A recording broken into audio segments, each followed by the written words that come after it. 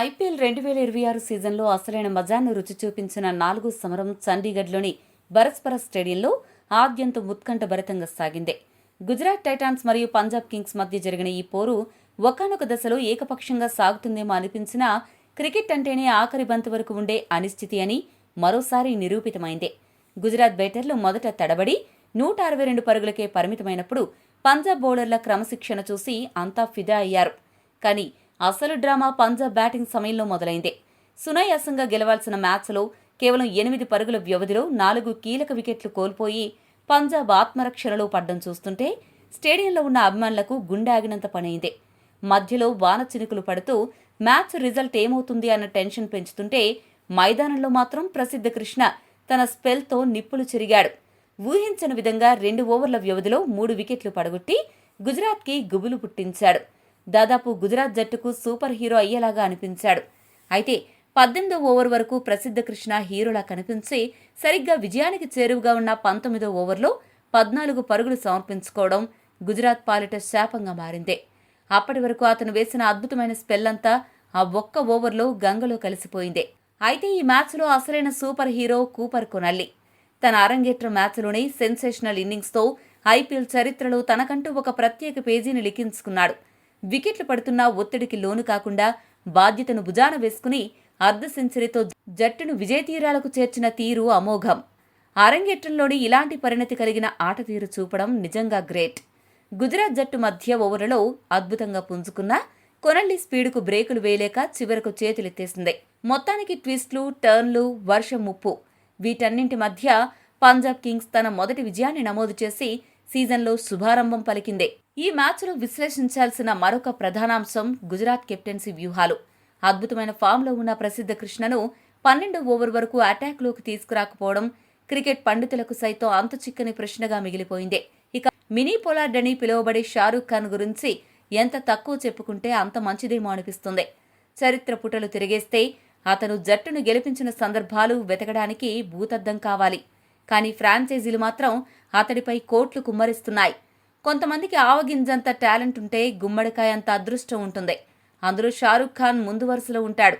ఇలాంటి ఆటగాళ్లు జట్టులో ఎందుకు కొనసాగుతున్నారో యాజమాన్యాలకే తెలియాలి. ఈ మ్యాచ్లో గుజరాత్ జట్టులో కనిపించిన ప్రధాన లోపం ఏంటంటే ఆ జట్టు బ్యాటింగ్ ఆర్డర్ ఎందుకు కాస్త లయ తప్పినట్లు కనిపించింది. ఏ బ్యాటర్ కూడా అంత ఫ్రీ ఫ్లోలో ఆడినట్లు కనిపించలేదు. గుజరాత్ జట్టులో టాప్ 4 బ్యాట్స్మెన్ మినహా కింద ఉన్న బ్యాటర్లు ఎవరూ కూడా పెద్ద అంతర్జాతీయ స్థాయిలో బ్యాటింగ్లో అంత గొప్పగా ఆడిన సందర్భాలు లేవు. భారీ హిట్టర్లు కూడా కారు. మరొక షాకింగ్ విషయం ఏంటంటే డెత్ ఓవర్లో తెవాటియాను ముందు పంపించకుండా సుందర్ను ఎందుకు పంపించారో అస్సలు అంతుపట్టలేదు. ఇలా చాలా తప్పులు గుజరాత్ ఈ మ్యాచ్లో చేసింది. ఇటువంటి పరిస్థితుల్లో ఈ విషయాలను విశ్లేషిస్తే గుజరాత్ బ్యాటింగ్ కొద్దిగా వీక్గా కనిపిస్తుందని చెప్పాలి. మరి రాబోయే మ్యాచ్ల్లో ఎటువంటి వ్యూహాలతో ఈ లోపాలను సరిదిద్దుకుని గెలుపు జెండాను ఎగురవేస్తారో వేచి చూడాలి. ఏదేమైనా ఈ మ్యాచ్ ఒక పాఠం లాంటిది. అదృష్టం ఎప్పుడు షారూఖ్ ఖాన్ లాంటి వారికి తోడుండకపోవచ్చు. కానీ ప్రతిభ ఉంటే కొనల్లిలాగా ప్రపంచాన్ని గెలవచ్చని ఈ మ్యాచ్ చాటి చెప్పింది. ఇక ఈ మ్యాచ్ ఎలా సాగిందో ఇప్పుడు చూద్దాం. టాస్ గెలిచిన పంజాబ్ జట్టు మొదట బౌలింగ్ ఎంచుకోవడంతో బ్యాటింగ్ దిగిన గుజరాత్ టైటాన్స్ కు ఓపెనర్లు ఆరంభంలో ఆశాజనకంగానే కనిపించారు. ముఖ్యంగా కెప్టెన్ శుభ్మన్ గిల్ క్రీజులోకి రాగానే 200కు పైగా స్ట్రైక్ రేట్తో బౌలర్లపై విరుచుకుపడి భారీ స్కోరు దిశగా సంకేతాలిచ్చాడు. అయితే మరో ఓపెనర్ సాయి సుదర్శన్ మాత్రం తన ఇన్నింగ్స్ను వేగవంతం చేసుకోలేకపోయాడు. కేవలం 13 పరుగులు మాత్రమే చేసి మార్కో జాన్సన్ బౌలింగ్లో అనవసరపు షాట్కు ప్రయత్నించి శ్రేయస్ అయ్యర్కు క్యాచ్ ఇచ్చి వెనుదిరిగాడు. సుదర్శన్ అవుట్ అయిన వెంటనే అప్పటి వరకు మెరుపులు మెరిపించిన గిల్ కూడా తన దూకును తగ్గించి నెమ్మదిగా ఆడడం మొదలుపెట్టాడు. గుజరాత్ జట్టు పవర్ ప్లే ముగిసే సమయానికి 1 వికెట్ నష్టానికి 54 పరుగులు చేసి పర్వాలేదనిపించినా ఆ తర్వాతే అసలు కథ మొదలైంది. స్కోరు బోర్డు వేగాన్ని పెంచాల్సిన సమయంలో గిల్ మరియు జోస్ బట్లర్ ఇద్దరూ ఆశించిన స్థాయిలో ఆడలేకపోయారు. ముఖ్యంగా గిల్ తన అర్ధ సెంచరీకి చేరువవుతున్న తరుణంలో చాహల్ వేసిన స్పిన్ మ్యాజిక్ కు చిక్కి 39 పరుగుల వద్ద పెవిలియన్ చేరాడు. దీంతో గుజరాత్ ఇన్నింగ్స్ ఒక్కసారిగా నెమ్మదించింది. ఆ తర్వాత క్రీజులోకొచ్చిన గ్లెన్ ఫిలిప్స్ కాస్త దూకుడు ప్రదర్శించి 150 స్ట్రైక్ రేట్తో పరుగులు రాబట్టే ప్రయత్నం చేశాడు. బట్లర్ మరియు ఫిలిప్స్ కలిపి 3వ వికెట్కు 36 పరుగులు జోడించినప్పటికీ వారి భాగస్వామ్యం ఎక్కువసేపు నిలవలేదు. విజయ్ కుమార్ వైశాఖ్ వేసిన బౌలింగ్లో ఫిలిప్స్ 25 పరుగుల వద్ద భారీ షాట్కు ప్రయత్నించి అవుట్ అవ్వగా కొద్దిసేపటికే బట్లర్ కూడా 38 పరుగుల వద్ద వెనుదిరిగాడు. డెత్ ఓవర్ల సమయానికి గుజరాత్ జట్టు 129 పరుగులకే 4 కీలక వికెట్లు కోల్పోయి ఇబ్బందుల్లో పడింది. మధ్య ఓవర్లలో అంటే 6 నుండి 16 ఓవర్ల మధ్య కేవలం 77 పరుగులు మాత్రమే రావడం గుజరాత్ బ్యాటింగ్ వైఫల్యాన్ని స్పష్టం చేస్తోంది. ఇక డెత్ ఓవర్లలో క్రీజులో ఉన్న వాషింగ్టన్ సుందర్ మరియు షారూఖ్ ఖాన్ స్కోరును పరుగులు పెట్టించలేకపోయారు. డెత్ ఓవర్లలో మొదటి 3 ఓవర్లలో పంజాబ్ బౌలర్లు కేవలం 21 పరుగులు మాత్రమే ఇచ్చి సుందర్, షారూఖ్ ఖాన్ వికెట్లు పడగొట్టి కట్టుదిట్టమైన బౌలింగ్ చేశారు. అయితే చివరి ఓవర్ వేసిన హర్షదీప్ సింగ్ వైడ్లు మరియు నో బాల్స్ వేసి ఏకంగా 12 పరుగులు సమర్పించుకోవడంతో గుజరాత్ జట్టు నిర్ణీత 20 ఓవర్లలో 6 వికెట్ల నష్టానికి 162 పరుగులు చేయగలిగింది. ఈ మ్యాచ్లో గుజరాత్ బ్యాటర్లు ప్రస్తుత టీ20 ట్రెండ్కు భిన్నంగా చాలా నెమ్మదిగా ఆడడం అందరినీ ఆశ్చర్యపరిచింది. చివరి 4 ఓవర్లలో కేవలం 33 పరుగులు మాత్రమే రావడం గమనార్హం. పంజాబ్ బౌలర్లలో విజయ్ కుమార్ వైశాఖ్ 3 వికెట్లతో అగ్రస్థానంలో నిలవగా చాహల్ తన అనుభవంతో 2 వికెట్లు తీసి గుజరాత్ను కట్టడి చేశాడు. మరోవైపు హర్షదీప్ సింగ్ మరియు బార్ట్లెట్ వికెట్లు తీయలేకపోవడమే కాకుండా భారీగా పరుగులు ఇచ్చి నిరాశపరిచారు.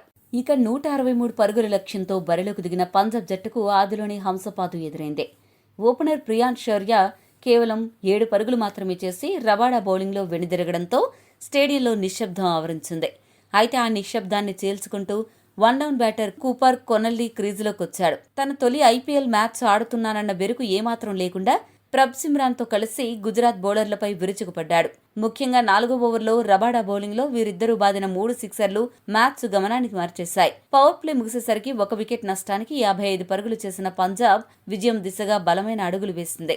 మధ్య ఓవర్లలో స్పిన్నర్లు వాషింగ్టన్ సుందర్, రషీద్ ఖాన్లను టార్గెట్ చేస్తూ కొనల్లీ, ప్రభ్ సిమ్రాన్ సిక్సర్ల వర్షం కురిపించడంతో గుజరాత్ జట్టుకు చెమటలు పట్టాయి. అంతా సాఫీగా సాగుతుందనుకున్న తరుణంలో రషీద్ ఖాన్ తన మాయాజాలంతో 37 పరుగులు చేసిన ప్రభ్ సిమ్రాన్ సింగ్ను పెవిలియన్ పంపి బ్రేక్ ఇచ్చాడు. ఆ తర్వాత వచ్చిన శ్రేయస్ అయ్యర్ 2 సిక్సర్లు బాది జోష్ నింపినప్పటికీ గాయం కారణంగా ఏకాగ్రత కోల్పోయి 18 పరుగుల వద్ద ప్రసిద్ధ కృష్ణకు వికెట్ సమర్పించుకున్నాడు. ఇక్కడే అసలు డ్రామా మొదలైంది. అంచనాల మధ్య వచ్చిన నేహాల్ వదేరా, భారీ హిట్టర్ శశాంక్ సింగ్ మరియు స్టార్ ప్లేయర్ మార్కస్ స్టోయినిస్ ఒకరి వెంట ఒకరు సింగిల్ డిజిట్కే పెవిలియన్ బాట పెట్టారు. దీంతో పంజాబ్ స్కోరు 118 పరుగుల వద్ద 6 వికెట్లు కోల్పోయి పీకల్లోతు కష్టాల్లో పడింది. ఒకవైపు వికెట్లు పేకమేళ్లా కూలుతున్నా మరోవైపు కూపర్ కొనిల్లీ మాత్రం కొండంత ధైర్యంతో నిలబడ్డాడు. ఐపీఎల్ అరంగేట్ర మ్యాచ్లోనే అర్ధ సెంచరీ సాధించి ఈ ఘనత అందుకున్న 25వ బ్యాటర్గా రికార్డు సృష్టించాడు. మార్కో జాన్సన్ 9 పరుగుల వద్ద అవుట్ కావడంతో మ్యాచ్ మొత్తం కొనల్లీ భుజాలపై పడింది. ఒత్తిడిని వెన్నెముకగా మార్చుకున్న అతడు అద్భుతమైన విశ్లేషణతో బంతులను ఎదుర్కొన్నాడు. 11 పరుగులు చేసిన బార్ట్లెట్ అందించిన సహకారంతో చివరి వరకు అజేయంగా నిలిచిన కొనల్లీ 44 బంతుల్లో 164 స్ట్రైక్ రేట్తో 72 పరుగులు చేసి విన్నింగ్ బౌండరీ షాట్తో పంజాబ్ కింగ్స్కు చిరస్మరణీయ విజయాన్ని అందించాడు. అలా ఈ మ్యాచ్లో పంజాబ్ అద్భుతమైన విజయాన్ని సాధించింది.